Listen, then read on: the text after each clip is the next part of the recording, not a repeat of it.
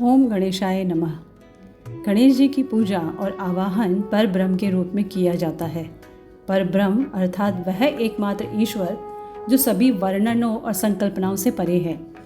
गणेश जी को अपने भीतर स्थापित करना चाहिए। गणेश जी की पूजा केवल सजग चेतना द्वारा की जा सकती है।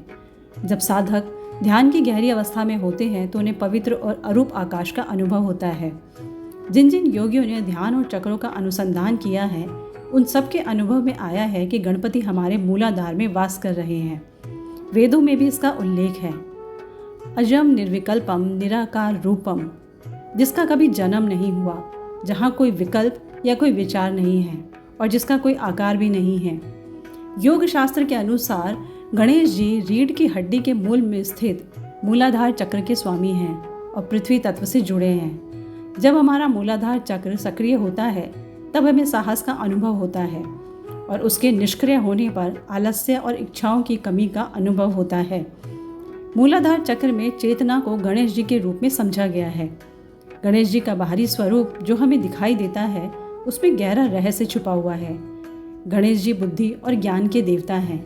जब व्यक्ति भीतर से जागृत होता है तभी वास्तविक बुद्धि का उदय होता है।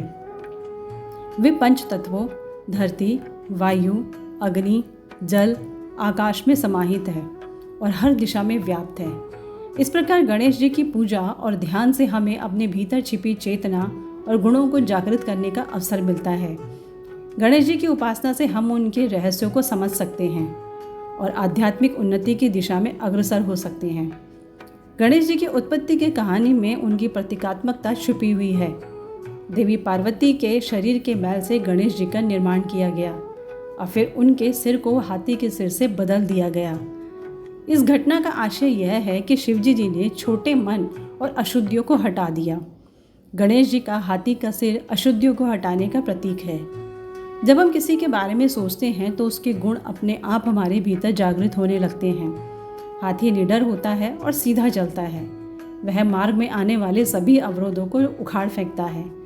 जब हम हाथी के बारे में सोचते हैं तो हमारे ऐसे गुण सक्रिय हो जाते हैं जो हमें निर्भीक बनाते हैं। अतः गणेश जी की पूजा से हमें हाथी जैसी स्थिरता और शक्ति का अनुभव होता है और हमारे भीतर उत्साह व ऊर्जा का संचार होता है। गणेश जी का वाहन चूहा एक गहन रहस्य को दर्शाता है। चूहा एक छोटे बीज मंत्र की तरह है जो अज्ञान के आवरण को काटता है, जो चेतना और ब्रह्म के ज्ञान की ओर संकेत करता है। चूहे की उपस्थिति हमें बताती है कि सच्चा ज्ञान प्राप्त करने के लिए हमें तर्क और चिंतन की आवश्यकता होती है।